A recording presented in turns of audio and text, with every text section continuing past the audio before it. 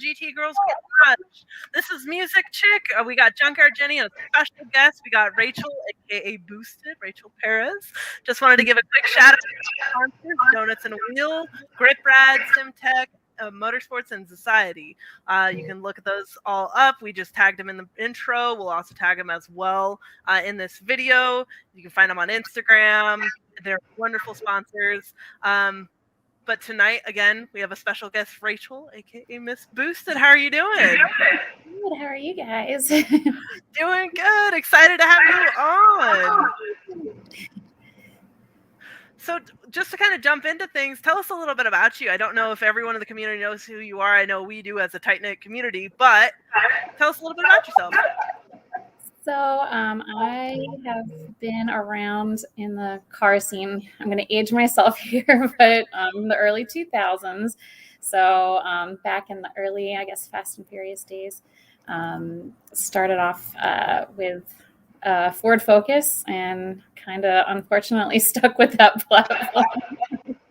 And yeah, so it's been about a little over 20 years that I've been kind of just in the car scene in one way or another, whether working in certain aspects, modifying cars, car shows, everything like that. Yeah, because you're definitely one of those like jack of all. Like you've kind of done it all. You've done a lot of the modeling. You've done a lot of the the show part of it. But you're handy as well, which is really impressive, especially as we know, being women in the car community. That's right. Yes, I try. I don't know everything. I'm the first to always admit that, but I love, like, if there's a project on my car and I don't know how to do it, I've been really lucky to have supportive friends that will do like big projects with me, and I just like to learn. If something's getting done, I'm like, can I watch you do it? Can I be part of it so that next time, I can do it myself? Very awesome. And what projects do you have right now? Right now, my 2007 Focus is trying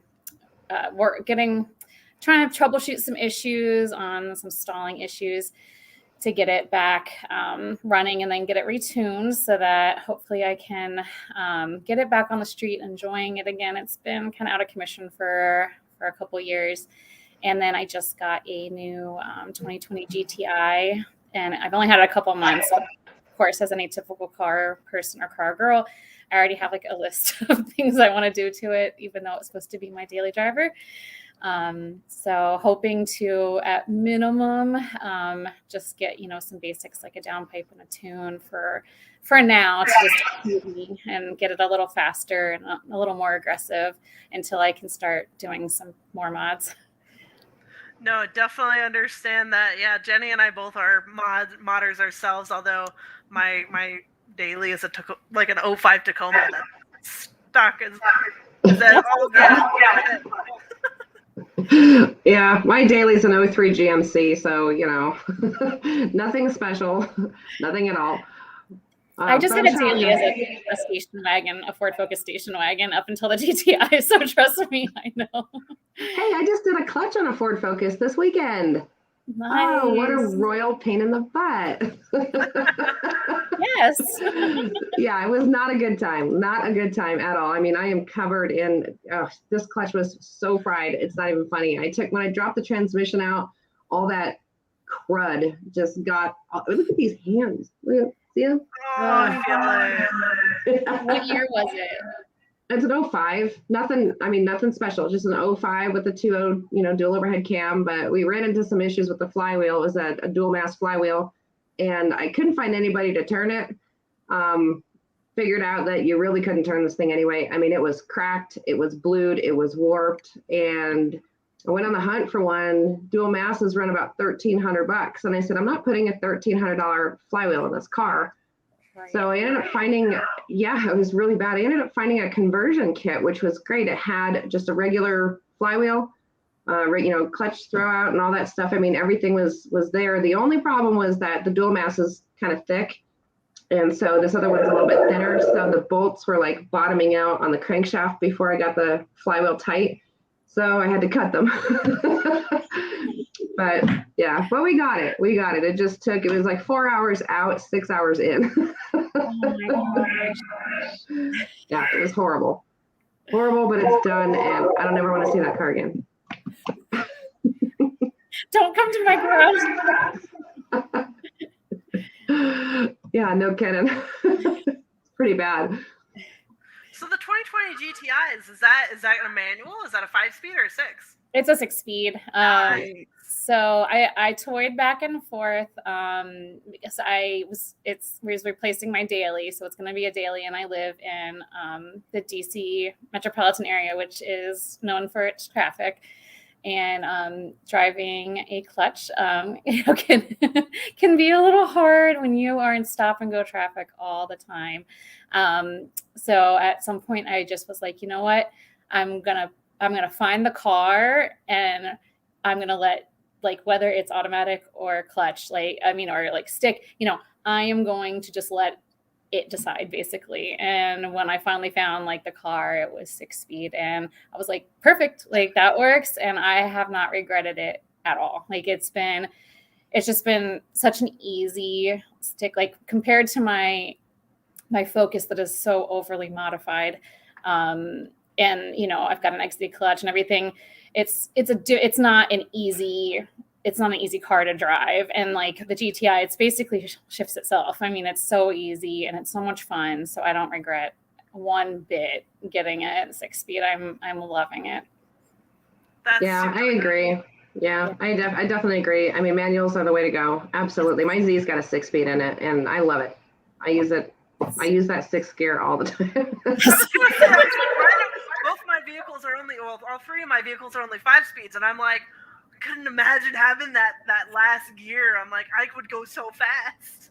It's just nice too, because the car is so noisy with that giant exhaust on it, and so when I drop it into 6 and it just shuts up, it's so nice to just be able to cruise the car without it being, absolutely obnoxious. Yeah, exactly. Mm-hmm. Yes, I don't always get to 6 just because of where I live. So you don't always get to get that fast. Sometimes you never get out of like 2nd and 3rd, but it's really nice to have the option. And when you do finally get cruising, it's nice. So, both my cars are manuals now, and I love both of them. And it's sad to see them just starting to dwindle away in the industry overall. Yeah, I definitely agree. Yeah. So what got you started, Rachel? Do you remember, was there like any particular pivotal moment in your life where you just decided, you know what, I love cars? I don't think so. Everyone's like, my dad was in the garage. I honestly, I think, when I was growing up, my mom actually had, she always had like model cars. So her favorite car is a 67 GTO, which is one of my dream cars as well. Yeah. And she had like little model cars of that everywhere, and like posters. Like she loved it, and she wasn't like afraid to put that instead of a picture of flowers on the wall. It was like, here's a 7 GTO.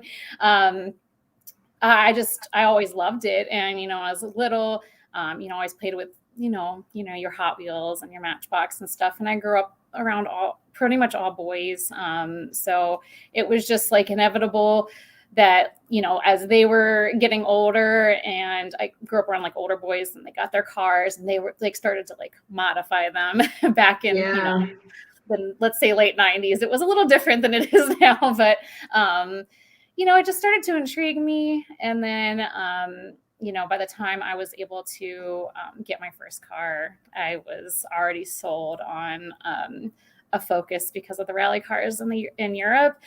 And so I was already like planning modifications before I got the car. So it was a slippery slope from there. And it's been downhill since then, as you guys know. How it goes. Yeah, it gets expensive, and then it just kind of snowballs from there. I mean, years ago, I had an old 67 Chevy truck that had drum brakes on the front. And I thought, okay, I want to convert this to discs. And so I figured, well, some of the trucks did come with disc brakes, so I'll just go to the junkyard. I'll grab the spindles. Well, I come back and the control arm is different. And then the upper control arm is different. And then before I knew it, I was so far into this truck. I'm like, all I wanted was disc brakes. I didn't want to have to change the whole front end. So that one got a little out of hand. Maybe I should have done a little research before I did that one. I'll never forget that. What a nightmare. Oh, but that sounds awesome though. I love old Chevy trucks too. So oh man, I think about that truck all the time. This thing was, I think it was like a 327 carbureted, fired up every single time. There was no babying it. I mean, it didn't give me any crap ever. It would start in the cold. It was a great, great truck. That's one of my regrets. The one regret that I let get away. I have that. I had a 6-year Bronco, so I feel you on that. Yeah. My heart just went. Just me, mine too. So that's my one that got away. Yeah, I've had a few that got away. So what sad. was one of your other favorites? Huh? What was one of your other favorites that got away? Well, I know that. Well, I think we talked about this last time, Maddie. That freaking Grand Am I had. I'm sorry. Man, I'm sorry. It was an 04 Grand Am. It was the first car I ever bought brand new. It was a V6 Ram Air automatic. It was red, had a spoiler. I loved that car. Loved it. I mean, it was great. And I think got like 30 miles to the gallon on a V6. That's pretty good. And I'm not kidding. It really did. It was such a good car. It was such a great car. But I did sell it to a friend of mine, and he said that almost immediately it started giving him electrical problems, and then it got rear-ended by a snow plow. Like, okay. So that one, and I had a 95 Civic that I really should never let go either, just because it's, a good gas car. Like everything I own now is a gas guzzler, everything. So I kind of miss having a little runabout car. Yeah, and you can't go wrong with another like. Yeah. Yep. Yeah, it was a 5-speed EX, power windows, sunroof. Loved it. Loved it. Loved it. I really should have kept it. My God, those cars are getting kind of out of control these days. Yeah, you could probably sell it for a lot of money right now. I know. It's ridiculous. Seriously. Definitely. So what about, let's see, what car shows? Do you guys have any particular car show that you really like going to, or you really would like to go to? So for me, my favorite car show is an annual car show held in Pennsylvania, not too far from where I am in the DC area. And it is held by Carlisle Events, which they put on a lot of shows throughout the season. But their biggest one of the season every year is their Ford Nationals show, which brings people from like all over the country, even Canada, and it's huge. I wish I should have written down some numbers, but I mean it's thousands and thousands and thousands of cars, and wow. It's just absolutely amazing. It is like every Ford you could ever imagine, like even that most like obscure one will be somewhere on the show field. And you're talking from like the beginning of Ford up to like Ford themselves will bring the newest things and have big displays with the newest GT, and like last year they had the Bronco, and it's 2 days technically. The actual show, Saturday and Sunday are like the big days, but my friends and I have been going to the show for so long all together that we basically make this like very long weekend out of it, where we all meet up like either Wednesday or Thursday, have our hotels, and we don't leave until Monday. We all like do dinners together, and we do a trip to Hershey Park together. Like it's just become this annual thing, and that's like we take our vacation and we're all together at this show, and that's what we do. And it's become much more than just the cars at this point, but of course we still go because of the cars.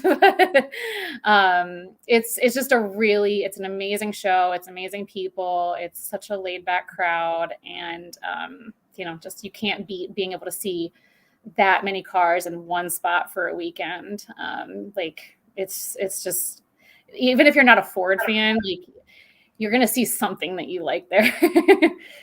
Yeah. So it's kind of actually probably pretty nice for you then that you don't have to like fly through the car show because you're going to be there a couple of days, and then you can be like, okay, you can section it off, kind of like we used to do. Exactly. I don't even know if I've ever seen the whole thing. It's a lot of walking if you want to see like the whole fairgrounds.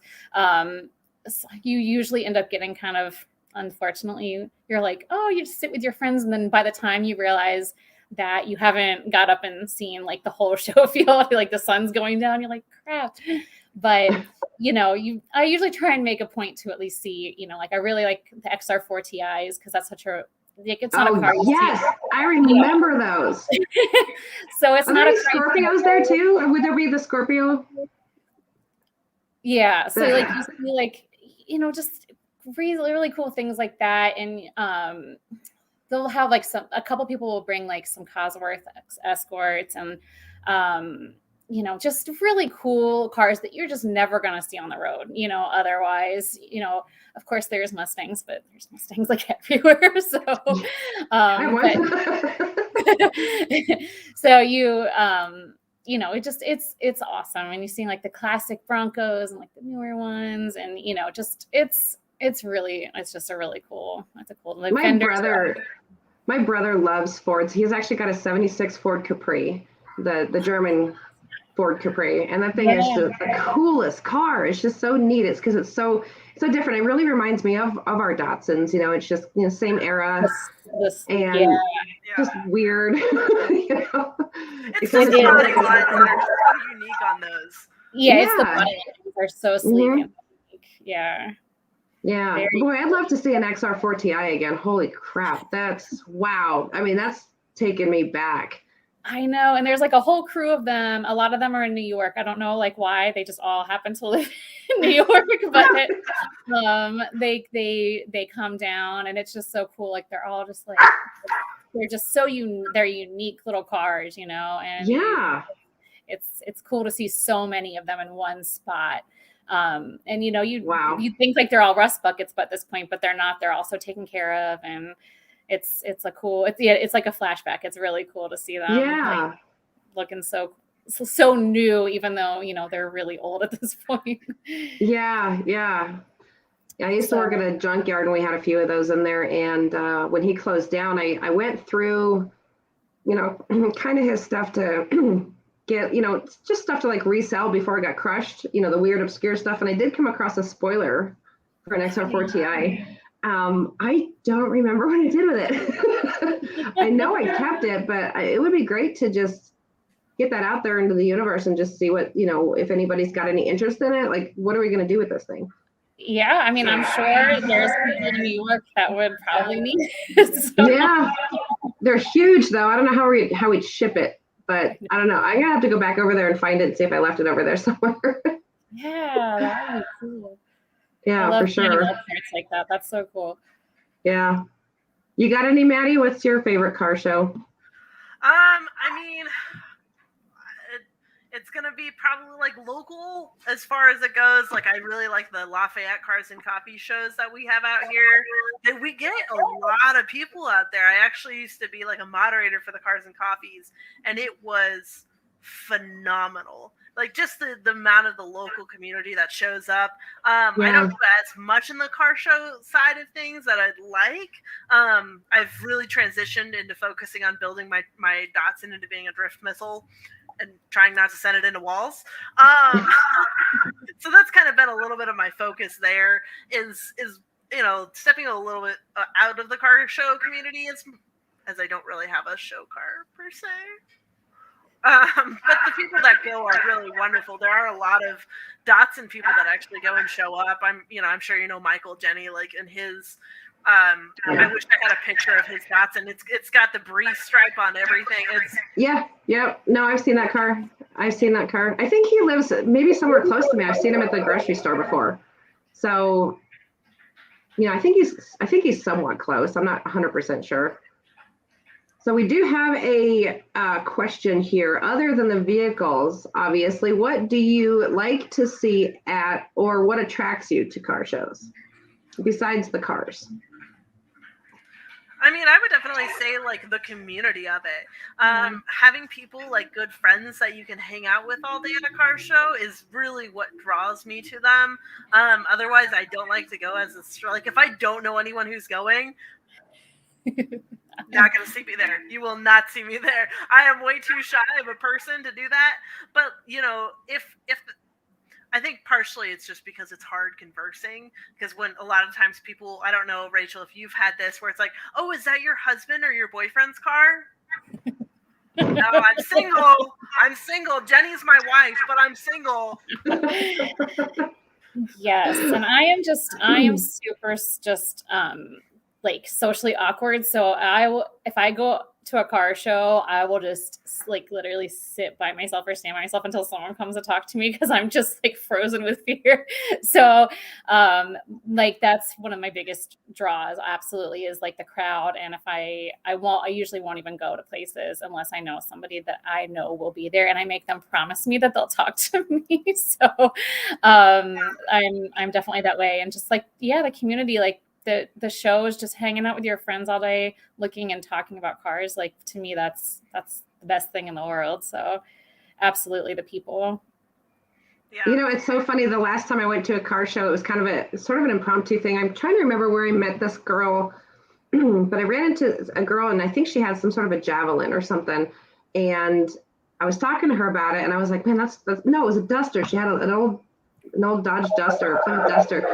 And we kind of got to chatting a little bit and she says, hey, there's going to be a car show over at the Ace Hardware tonight. And I think she said it's like every first Saturday or whatever. And I said, okay. So I thought, well, I'll grab the dots and I'll go over there and see what this is all about. And same thing, you're right. I mean, I felt really awkward because I pull my car in there and they all know each other. I don't know any of them. And so I just kind of sat there by my car for a little while and I'm like twiddling my thumbs. I'm like, yeah, I think it's time for me to leave. Yeah, it was very awkward to just kind of go, you know, by myself. But I think you're right. I think if you know the people who are there or who are showing their cars, or like you said, you know, Rachel, you've got like a whole group that kind of goes and does this. And that I think would be really fun. I used to do that with SEMA. I had a whole handful of friends that we would go to SEMA for, you know, however long it takes, 5 days, 6 days. And, you know, we had fun. Yeah, I'm trying to find a bunch of people to go to SEMA with because I'm actually going this year, and I'm like, what? It'll be fine, but I think, you know, it would be really cool for like people who host like the Cars and Coffee events is if there were like people, the hosts who were there, kind of like seeing if there were people alone and maybe going and having a conversation. I think if there was a little bit more of that and less of us kind of sitting there waiting, it'd be a little bit better just as introverts, you know, and stuff like that, especially women in the car community. Not to say it's just us, but like I feel like men have a little bit easier time connecting with men, and then they kind of get intimidated by women, or they don't want to just assume, or they're, you know, it's either assumptive or they're very distant or fearful. I don't know what it is. Couldn't tell you. But every time I've gone and I haven't had friends, I last about 15 minutes and then I go. Yeah. Sounds like we all have a very similar experience with that. Well, yeah, or they'll come up to you and they'll ask you about the car, but it's almost like they're hesitant to ask you because they're like, gosh, I don't think she knows what's under the hood. This is definitely her husband's car or her boyfriend's car. And, you know, is she really going to know what's under the hood of that thing?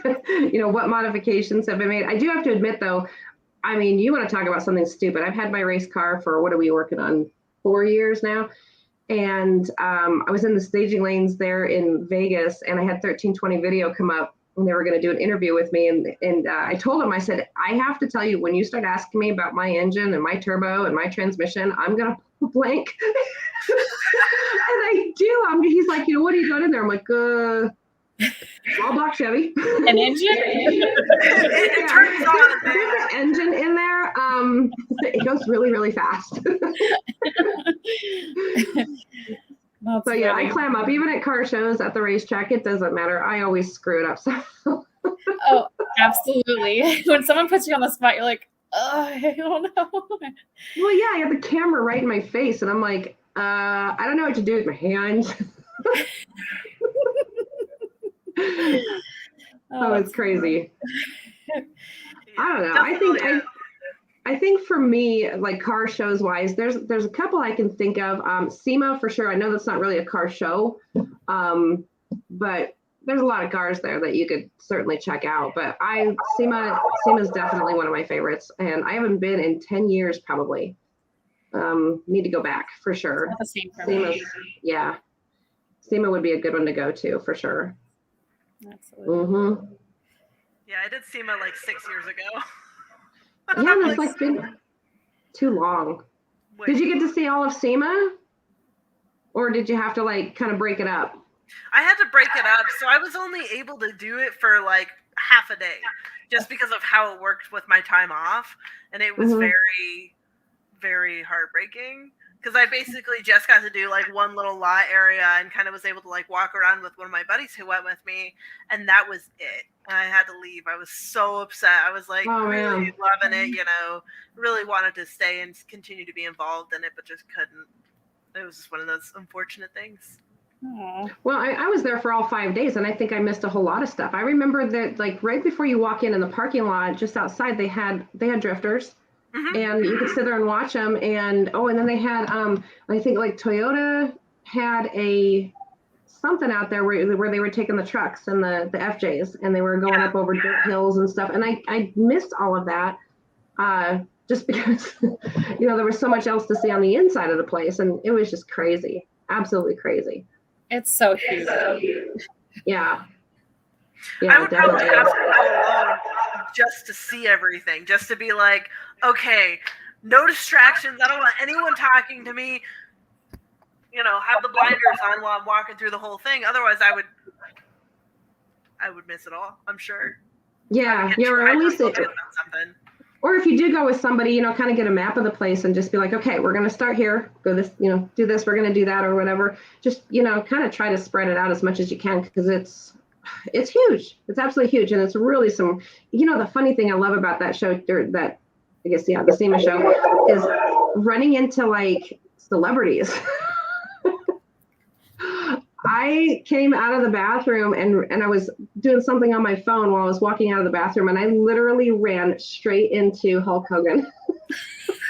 Oh my gosh. Well, his belly, I walked like right into his belly, and I'm just. That's a large person to run into. I think he was offended. I really do. He was super nice about it. All he did was just kind of look at me and smile and then, go around me. But I was just starstruck. I was just like. That's awesome. Yeah, it was funny. Yeah, but I did get to meet Richard Petty there too. I've got an autographed thing of his in my cabinet back there, and so that's why I love SEMA. It's just a blast. Yes. It really is. I definitely need to make it back out. It's been too long. There's been like a whole new thing of cars, and I mean, I've missed like generations of cars at this point. Yeah. So, yeah. Yeah, me too, for sure. And that would be interesting too, to not just see the cars, but some of the products that are coming out these days are unbelievable. It's so different. Changed so much. So. And then some things are coming back around. Like, I mean, back when I started in the car scene in the early 2000s, and we had like our underglow and stuff. Oh my gosh, underglow has made such a huge thing. I love it. It makes me so happy because for me, it's just reminiscent. And like, I know it's like new to some of the people, but for me, it's like, oh, this brings back such good memories. And yeah, I have a kit. I haven't put it on. I haven't decided which car I'm putting it on yet, but it's going on one of them. So my kid was asking me about this today. He was like, how come some people light up the bottom of their cars? I'm like, I don't know, because they like it. It's cool. It's like a little rave in your car. Why not? Well, I just got word that Aryn Davy is not going to be able to join us. Unfortunately, I think she's having some technical difficulties, unfortunately. So want to give her a shout out, though. Sorry you couldn't be here. We're bummed. Yes. Super bummed. On a side note, Rachel wants to, join the team. It'd be kind of cool to have someone who's a celebrity. you know, in the car community. I know you don't think of yourself as one, but you definitely are. You know, we all know who you are as far as it goes. Just, you know, you've really put a name for yourself as someone who, you know, we've talked about it on previous shows about, you know, modeling and how that's such a big part of most women in the car community. But you take it to a new level because you're one of the very well educated.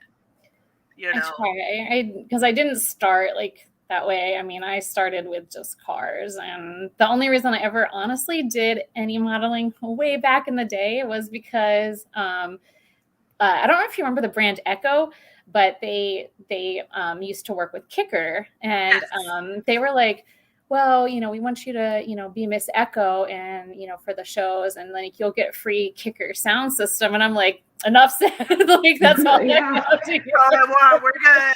Yeah.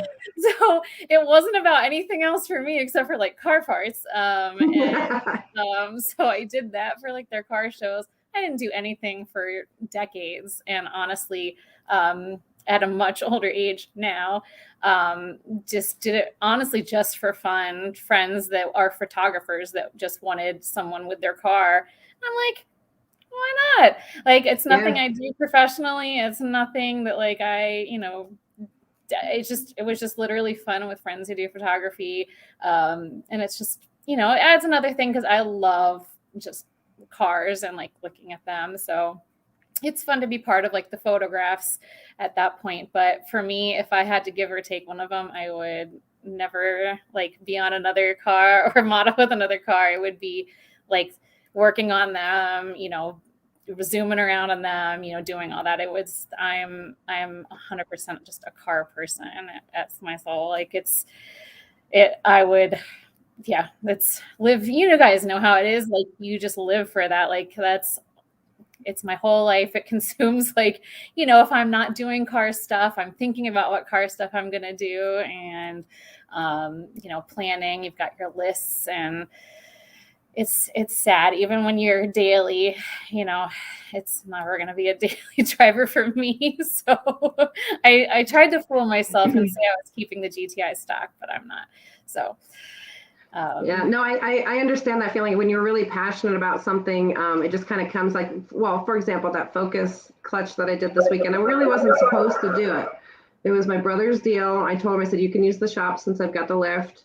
And he dropped it off last Friday night, and I kind of started poking at it. I'm like, all right, I'll get it on the lift. And okay, I'm going to take the wheels off. Well, maybe I'll take the axles out for you. And then the next thing I know is I got the damn transmission on the ground, and I'm like, you want to come and look at this? So, you know, before I knew it, I had it all apart. And but I live for it. I love it. I love getting into it and just doing that. And one of my favorite things to do with my business is to lock myself in my shop, crank up the music, and just go to town on these parts. I love it. I mean, I just love getting things taken apart, cleaned up, photographed, and uploaded. And you know, that's like, it's just, I'm in my element when I'm dismantling a car. You know, I'm ASC certified, but I don't like to wrench. I prefer to take apart. But I say that though, and like I said, with this Focus, I found myself kind of actually enjoying what I was doing. I'm like, well, you know, this isn't so bad. But I mean, it's not like I was rebuilding an STI motor or something, you know. It's just that's funny. Yeah. There's something therapeutic about just, you know, being in your thing, like whatever it is that you like to do the parts. And, you know, I just enjoy honestly doing absolutely anything. The only thing I don't like doing is I don't mind washing cars. I hate drying them. Oh yeah, no, I'm like, I will just drive it really fast, and then the water will go everywhere. It's fine. I'm not gonna towel dry my. That's why my Madison is only primer. I hate drying cars, but other than that, I pretty much love doing anything on them. I mean, you see, like, I've like no nails because, you know, if you're doing stuff with cars all the time, I've tried having nice nails and it just ends up never working. But yeah. I just love tinkering. I am always very scared doing something for the first time without like somebody else around who has done it, especially because up until just a few years ago, the Focus was my only source of transportation. So like if I took something apart and it didn't work, like when I got it back together, I had no way to get anywhere, not even to the parts store. So, it's become a little easier now that I have like another car to drive, and I can kind of like mess around and not worry, like the world's not going to end if I take something apart and I don't get it back together right away. So that has been an awesome feeling. Now, not so great because it just sits there not working right now, but because I know I don't have to have it running for anything at this point. Right. So but I do have, that Ford show I was telling you guys about, is every summer. So that's usually my, like the fire under my butt to get moving is like, you can't get it there if it's not running. So like, well, and the thing is too, like I've found that, I've been intimidated by a lot of things, like as far as, working on cars goes. One example is like the turn signals, the headlight switch on the Datsuns. These things, they go bad all the time. But if you look online, they sell for anywhere from like $250 to $400 a piece. And I was selling all of my old ones to a wholesaler who would rebuild them, clean them up, and then resell them for, for those high prices. And I think I was selling them to him for like 25 or 30 bucks. So the other day I took apart a 71, and the switch was relatively nice. It was, not great. And like the wiper side of it would only go 2 speeds off and 1 on. It should have a 3rd speed, and it didn't. And I thought, okay, I'm not selling this to this guy. If he can do it, I can do it. I'm going to figure this thing out. But what I was afraid of is, you take a switch apart, you pull a screw out and a spring goes flying, and you're like, where was that? It's gone forever. Yeah. So this time I thought, okay, no, I'm really going to do this. I'm really going to take this thing apart and figure out what is wrong in there. And sure enough, I took it apart. I found what was wrong. I cleaned all the contacts, gave it a little dielectric grease, made sure the springs were working, put the thing back together. I found a solder that had broken off, so I resoldered it and polished it up and gave it new paint. You should see this thing. It's beautiful. And I'm like, I did it. So I will never, I will never ever sell those to wholesalers again, because now I know how to fix it. So the next thing I need to move on to is the clocks. I really want to get the clocks on the Datsuns. I have a bucket full of them that don't work. None of them tick. And I'm going to figure out how to make them work, because it's same thing. I mean, those things sell for $200 when they're working, and I've got a handful of them that don't. So I sell them to wholesalers for 25 bucks. They fix them and sell them for their 200. And I'm like, well, if anybody else can do it, you can do it. It's just, don't let it intimidate you. Of course, it's going to be intimidating. Well, I mean, for me, it's a switch. If I don't put it back together, it's okay. I don't have to drive it. But it's getting out of that comfort zone and trying to do things, and then once you get it, you're great. But it's getting to that point to where you kind of have to, like I said, get out of your comfort zone and push yourself. Absolutely. I just need to get better at that. I need to just get better. Like, what's the worst that's going to happen? You might not get to work, and then you have to call a friend and be like, hey, I have some beers over here. Can you come? Can you walk me through this? Yes. Yeah. That's the worst thing that's going to happen. So, I mean, honestly, I'm not going to, nothing else is going to happen. I just have to sometimes I try and remind myself that, I've been there for, doing my engine swap and when we put my turbo on and everything. So, and I didn't want to be that. I didn't want to just send it to a shop and have stuff done. Like, I always like to just be there and hand and be like, that way I could, retrace steps and, if anything was, going wrong and, if some small things just need to be checked and adjusted, like I know where they are and I can do all these things and, dive into them. So it's been this focus has been like the best learning experience for me. Like, so I've enjoyed learning with it. And if it gets running this summer, I will be super happy. So when is that big Ford show? It is in June. So you're running out of time. Tell me about it. So one thing I don't ever touch on cars is wiring. Like I just Yeah. Oh, No. I got you on that. I love wiring. That's like the You one do? thing I love to do. Oh my I got a gosh. project for you, girl. I was got a gonna say, project I'll for fly you. you over here. No, seriously. So my 74, my 260Z, the left headlight has been dim since I've owned that car. I've changed the bulb. I've changed the switch. It's got to be in the harness. You find I will it. tear apart I'll redo your harness for you if you want. I love that. I've redone my Really? harness, and it's my favorite. Redoing harnesses, I get to just map it out on the floor and sit there, and it's so calm and peaceful. As I have like death metal playing in the background, of course, but Yeah. it's my favorite. I love chasing wires.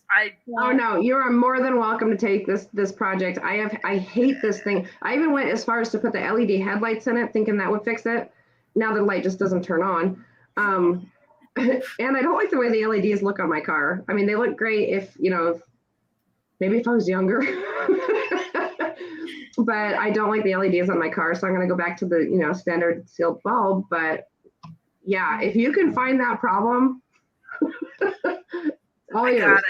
I'm gonna go. That is like even like in a house, like anything. I just don't like wires. They intimidate me for some reason. I just don't like them. And harness stuff. Oh my gosh. There's like, you could make so much money. Like there's so many companies that redo harnesses for people because nobody wants to do that. I just do it for fun. And I'm an AC certified master tech, but it's like I focused on electrical because I loved it the most. It's my favorite thing in the world when someone's like, I have an electrical issue. I'm like, cool, bring it over. Like, I'm going to play around with your car. Like, you may have to leave it here overnight, but like, here, borrow my truck. I don't care. Like, I'm going to work on your car. And that's I should have you rewire my race car. It looks like my race car looks like a rat's nest. It's that was going to be one of our projects, but it's like it's coming up on February already, and I got racing in April. So, yeah. So I don't know if we're going to actually get around to getting that done. So. Yeah, I love electrical. That's like the one thing. Now suspension, I don't really like. I'm okay with that. Yeah. I'm a little better. I'm way better with that than with electrical. I am much better with, I think, like nuts and bolts, like, and things like that. They only fit together 90-something% of the time one way. So like, you're not going to be able to like, but wires, like you can mess anything up there. Like any wire can connect to any wire anywhere. And I think that's what scares me. Like there's no like hard stop. Like if a bolt doesn't go into a nut, like, okay, that doesn't work, right? Like that's not working.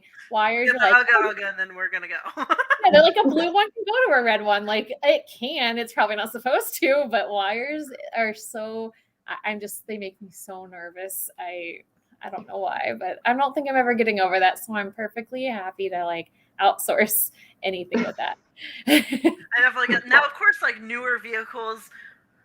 The computer side of things, I'm like I'll chase wires forever, and I will do the physical part of electrical. But when it comes to like the computer systems, like I can do some, but the new technology in vehicles blows my mind. Oh yeah, like blows it. I met this kid last weekend. I actually had him come over to fix some of my internet stuff, and he was showing me on his phone. So I think he said he's got like an 86 Volkswagen Golf GTI. And if you're familiar with those German gauges, most of the time they don't work. He somehow or another designed his own digital dash. And he showed this to me. He didn't show me the dash. He showed it, like a video on his phone of this thing working. And it is unbelievable. And I'm like, how did you do this? And he says, I can't really explain it, but he's one of those people where, I mean, I don't know. He's absolutely brilliant. He could like build these computers that intimidate us. He builds them from scratch. I want to be friends with him. And then I can learn that, and then I can start doing computer stuff too, and take the electrical stuff to a next level. I mean, like those digital dashes, when you have those old things. I've seen Datsuns with digital dashes, and I'm like, I'm gonna rip you apart because I want to know why. Yeah. Why and how? It's kind of like I remember. This is one that's always stuck with me. You want to talk about technologically stupid, right? You guys remember cassette tapes? Mm-hmm. Oh, yeah. How in the heck does that make noise? Oh nope, I don't know. I don't want to go over that. The CDs, same thing. Does it? I know it's got something to do with light. That's about all I got from that. Couldn't tell you more. That's beyond me. A cassette tape is completely and totally beyond me, but I'll do a clutch and a focus blindfolded. Rachel, speaking of your focus, I kind of wanted to ask you. You kind of mentioned, got you into those with seeing the early rallies of those in Europe. So, do you have goals to rally?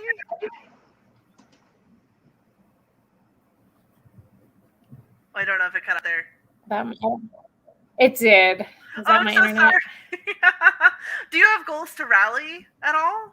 Coming from that early 2000, the European area. No.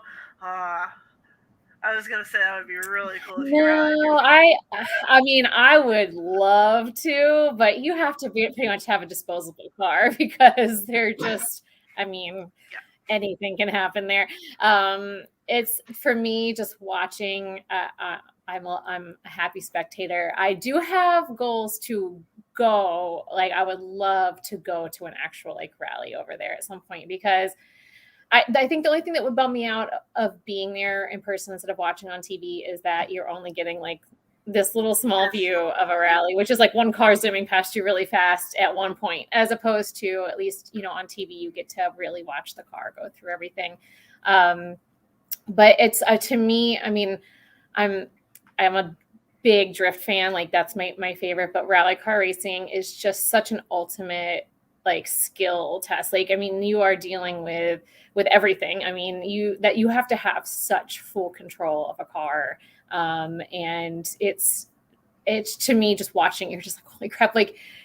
You just have to be so tense at the end of it because you're just this the whole time.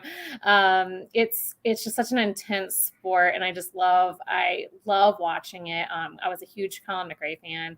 And just when he started racing the Focus back in the late 90s, early 2000s, and that's what got me into the Focus before it even came to the United States, was just watching. Man, I mean, of course, that's not the Focus I got from the Ford dealership, but it certainly was my inspiration. It's dude, these are such cool little cars, I can't wait to have one. And as soon as Ford was we're bringing these over to the United States, I was oh my gosh, I have to have it. And I pre-ordered mine in 1999 and I got it in February 2000. It was one of the first on the road.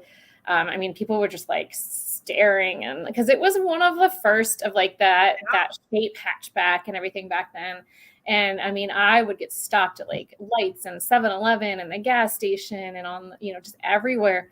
What is this? And I'm I know, it's really cool. It's but of course now you're it's just a basic Focus. But, back then it was really a cool little car. And they just from the factory handled so great. And they're just fun, zippy little cars. It was a 5-speed. And I had just a blast with that car. I actually did not know how to drive stick, and I wanted the car in a 5-speed, so I ordered it in a 5-speed and got it.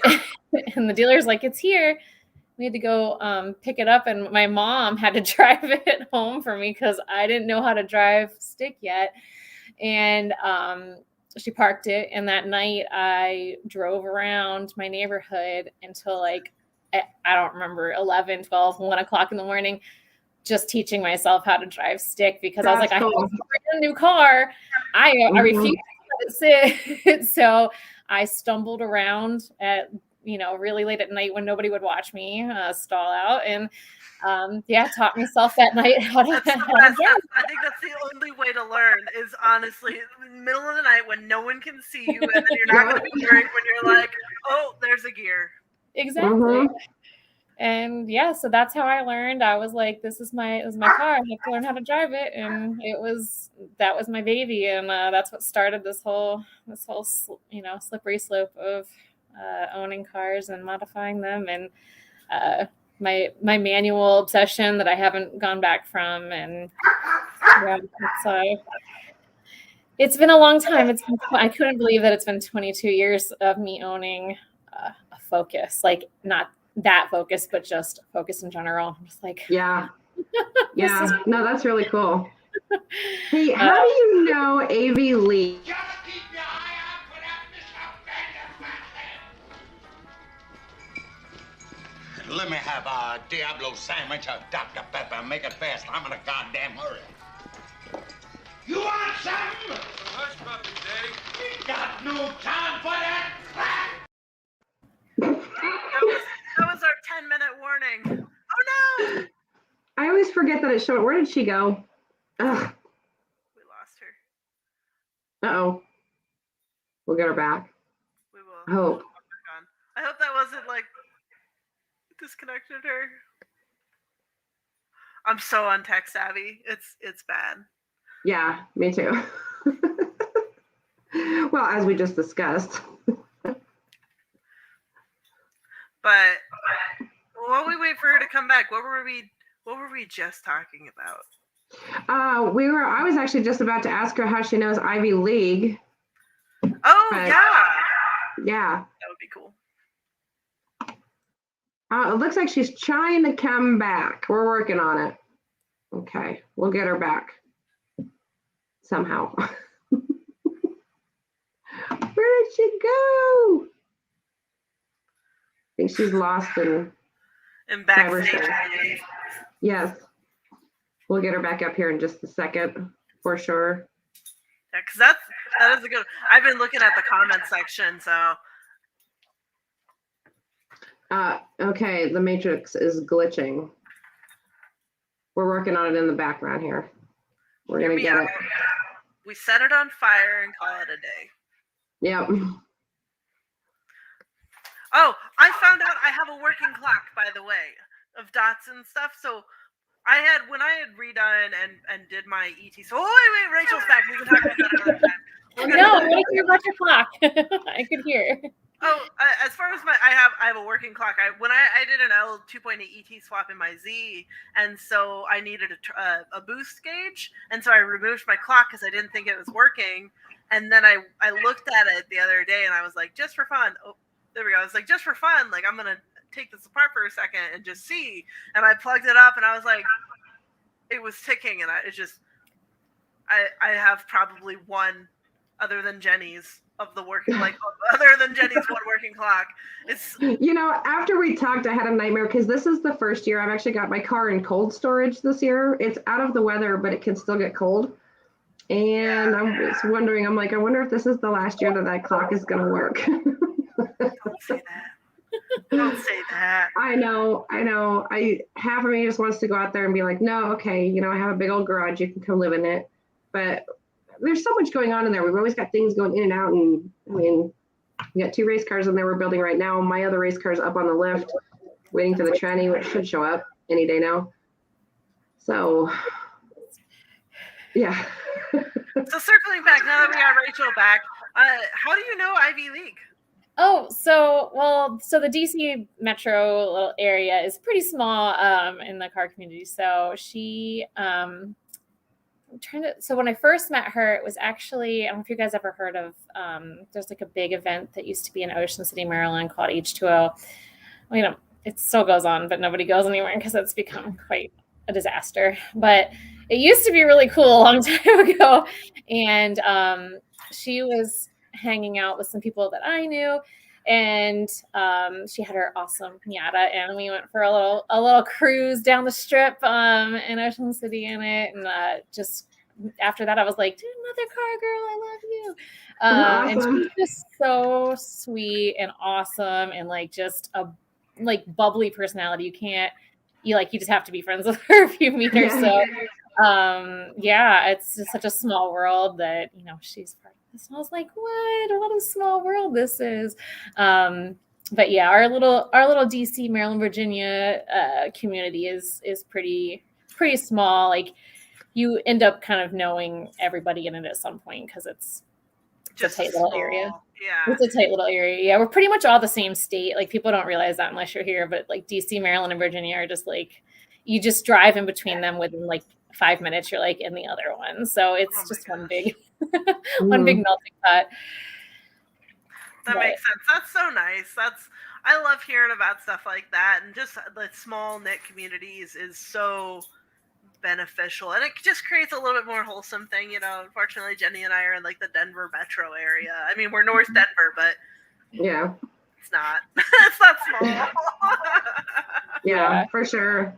Yeah, I mean, our area it's larger, but it's for some reason like the car community just kind of between these three areas just tends to kind of band together. Like if I live in Maryland, but if you're like there's a show in Virginia, it's not crazy to say like, yeah, I'm going to go to the show in Virginia, or I'm going to go to the show in DC. Like we pretty much, if you live in one of them, you can get to the other one. So we it's a nice community. We have lots of cars and coffee, like you guys said. I mean, you have to pick because there are just so many really. Wow. Yeah. I wish we had that. We don't have anything like that. We've got, the little cars and coffees every now and again. But I mean, really, that's kind of it. Yeah. We have huge. I mean, we have some here that like, I know one of them, it's like the guy's full-time job now because like, that's how big it is. It's a huge cars and coffee. He's made it a brand, and like there are a few of those, like they're everywhere. So you kind of have to choose like which cars and coffee do you want to go to this weekend, because there's that to choose from. And they're just, I mean, that's an awesome problem to have, honestly. It's such a cool thing to be able to be like, oh, there's so many, like which one do I want to go to, and you can just kind of skip around. Again, my problem is the same, like unless I know someone going to one, I won't go by myself, but as long as somebody's like, I promise I'll be there and I'll walk around with you, then I'll go. But yeah, we've got like a good scene. There's so many shows, all the charity shows, some of the bigger shows too, but like, your smaller ones that are put on by, your local car clubs that, benefit charities and stuff. And those are the ones I try to make it to, because those are the ones I'm like, this is about community. This is about coming together for, a greater purpose. And, the big shows have their place as well, but I really like the tinier, shows that are put on by and for the community. I just think those are cool, and just have like just a better sense of just, being about something. And I haven't showed my car in like, a really long time, except for at Carlisle, but I just enjoy going to like the smaller ones, just walking around and seeing what's there. Yeah. That's one thing I will give is that I live in this place called Tri-Town. So we've got three little towns that are kind of attached to each other going from south to north. And they do a lot of like benefit car shows. Yeah. The shows won't be very big. There might be anywhere between, 10 and 20 cars at the most. But they always do like a, sort of a benefit for someone in the community, or, we have the big fires outside of Boulder a couple weeks ago. So they might do something like that, just to kind of benefit the community. And I think those are kind of fun. So. Yeah, those are I like seeing that. Yeah, definitely. Well, John? Oh, I was just gonna wrap it up and say thank you. Yeah. Well, so Rachel, thank you so much for your time. I hope you enjoyed this as much as we have. You were absolutely delightful. Jenny, as always, wonderful to see you. Just wanted to give another quick shout out to our sponsors and give you their Instagram handles. We have the Donuts and Wheels, so that's donuts, the letter N as in Nancy, wheels. Then there's ZOCIETY, which is ZOCIETY and an underscore. GripRad is going to be at GripRad. And then we have Simtec Motorsports, which is at Simtec Motorsports. They are all really wonderful. And Rachel, can you go ahead and plug your Instagram real quick? I want to make sure that we have that as well. People can come check you out as well. Yeah. Where do I do that? Oh, you can just say what it is. Mine is just, it's confusing, but it's underscore boosted underscore, and the O's are zeros. So good luck finding that. I love it. And then you have Maddie, what's yours? Mine's at Music Chick, and so it's just going to be my name here. And then Jenny, what's yours? I've got two of them. I've got used.zcar.parts is my parts store, and then I've got at JJL Racing. So either one of those. Yeah. The Z-Car one is mostly just like what I'm doing in the shop with the Datsuns and dismantling and whatnot. And then the other one is the race car. And I haven't posted anything since November because I haven't been in the car since November, unfortunately. So, That's all right. Well, and then we also have the GT Girls page. You know, also thank you to DPAN and JPAN for getting us all together. But we have the GT Girls Garage, and I believe that's just, I think it's just GT Girls Garage. But yeah, everything is all good. But thank you all for joining us tonight. You guys have a wonderful evening, and we'll see you next weekend. Thank you. all right. Bye. Bye.